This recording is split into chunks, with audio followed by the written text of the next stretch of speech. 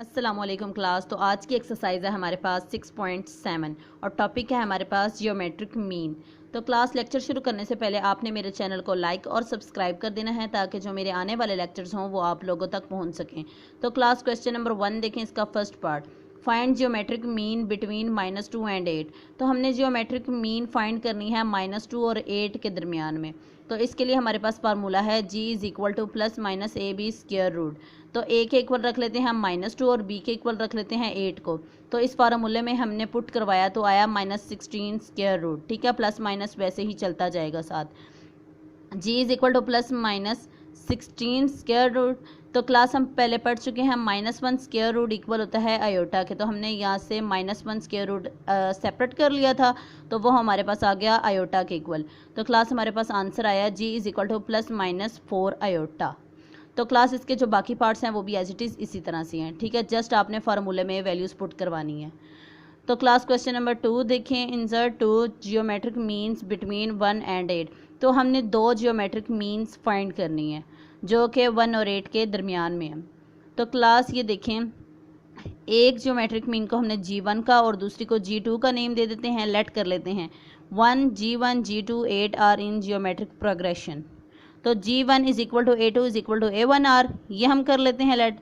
G2 = A3 = A1R square. जैसे जैसे G की वैल्यूज़ अगर हम बढ़ती जाएंगी यहाँ पे तो वो R स्क्वायर R³ R4, तो इस तरह से पावर बढ़ती जाएगी R की। ठीक है, तो क्लास हम यहाँ पे लेट कर लेते हैं A1 = 1। हमें पता है कि ये फर्स्ट वाली टर्म होती है A1 = 1। तो यहाँ से हम लेट कर लेते हैं A4 = A1 R³ = 8। इससे जो नेक्स्ट वाली टर्म होगी, ठीक है, A4 = A1 R³ = 8, इसके इक्वल रख लेते हैं। तो यहाँ से हम क्या करेंगे, A1 हमें पता है 1 है, 1 R³ = 8, R³ = 8 आ जाएगा। तो R³ = 2 की पावर होगी 3। तो 8 को हम इस तरह से लिख सकते हैं। ठीक है क्लास, तो ये इस तरह से हो गया R³ - 2³ = 0। तो इसको हमने इस तरह से ओपन कर लिया, R - 2 R² + 2 R + 4 = 0। तो यहाँ से ये वाला फैक्टर ले लेते हैं, R - 2 = 0 R = 2। तो G1 में हम पहले पुट करवा लेते हैं। G1 में देखें हमारे पास A1 भी हमें पता है और R भी पता है, तो इसमें वैल्यूज़ पुट करवा लेंगे तो हमारे पास G1 आ जाएगी 2, इसी तरह से G2 आएगी 4। तो क्लास हमने जियोमेट्रिक मीन्स फाइंड कर ली हैं G1 और G2, जो कि हमारे पास आई हैं 2 और 4। तो क्लास इसके जो बाकी पार्ट्स हैं वो भी एज इट इज़ इसी तरह से हैं। क्वेश्चन नंबर 3, क्वेश्चन नंबर 4 और question number 5 as it is इसी तरह से ही है। तो क्लास क्वेश्चन नंबर 6 देखें, for what value of n। अब यहाँ से हमने n की वैल्यू फाइंड करनी है। ठीक है, an + bn divided by an - 1 + bn - 1 is the positive geometric means between a and b। ठीक है क्लास, अब हम यहाँ पे लेट कर लेते हैं an + bn divided by an - 1 + bn - 1 is equal to ab square root. Square root को हमने इस तरह से लिख लिया, ठीक है, 1/2 में।